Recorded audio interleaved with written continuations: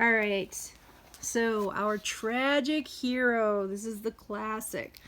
So, the tragic hero, it's all about the rise and fall due to a tragic flaw. So, the tragic flaw has to be intrinsic to the hero. So, I'm going to try and zoom in here. So, the tragic flaw is it's intrinsic to the our hero or our anti-hero, as the case may be. And it means that in the classical sense, in the Aristotelian sense, every single piece of this hero is just perfect. They're such a good person, except for this one tragic flaw. So if you think about Macbeth, you know, he's destined for greatness, except if during the certain he's like, oh, nothing can kill me until this happens, and then those things happen. And you could argue that his tragic flaw is ambition, although I would argue that was more Lady Macbeth's tragic flaw. But his tragic flaw is lack of loyalty, like that he allows his ambition to overcome his loyalty, and he realizes that, and then it's too late.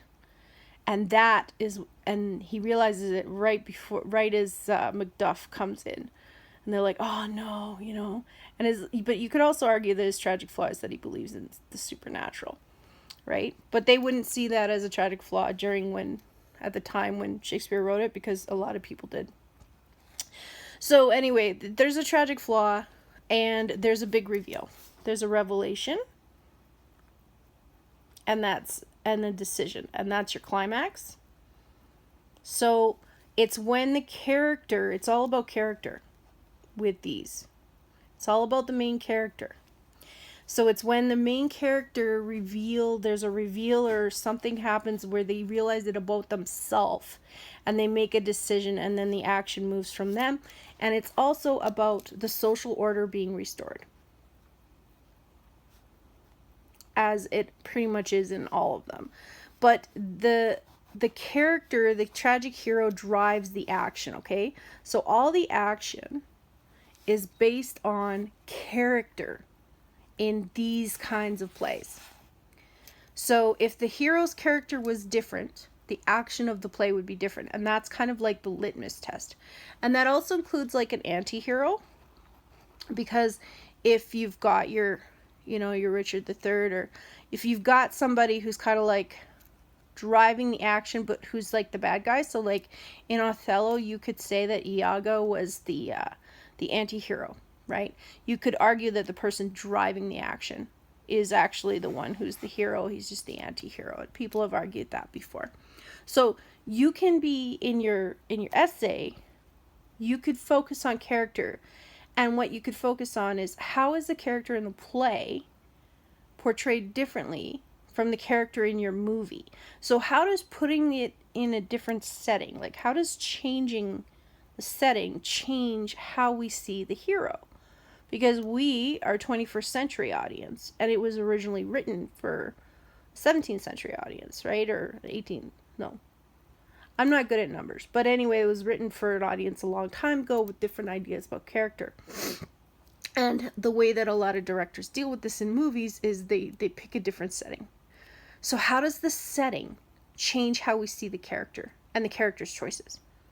And how did they change the plot devices to make us see the character differently? That would be your essay, right? Because this is a compare and contrast essay. So you would compare the character as seen in one text, which could be just the original play, or the second text, which is your movie or your graphic novel. Like, you're comparing these two things.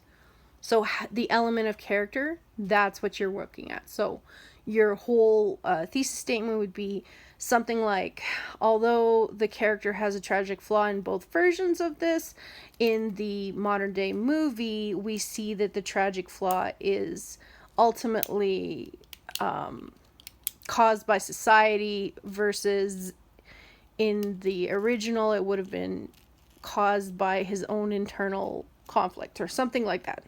Okay, so that in a nutshell is how you do the hero-based essay. The hero-based essay, it's all about the hero and how that hero is different.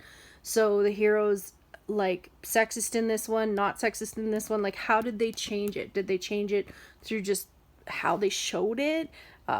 Did they change the plot? Did they change things around? Did they change his relationship with other characters to make him more sympathetic? Because some of these old heroes are not very sympathetic to, you know, a modern audience. Like, how did they change it? That's what you're looking for mainly. It's like, what are the differences?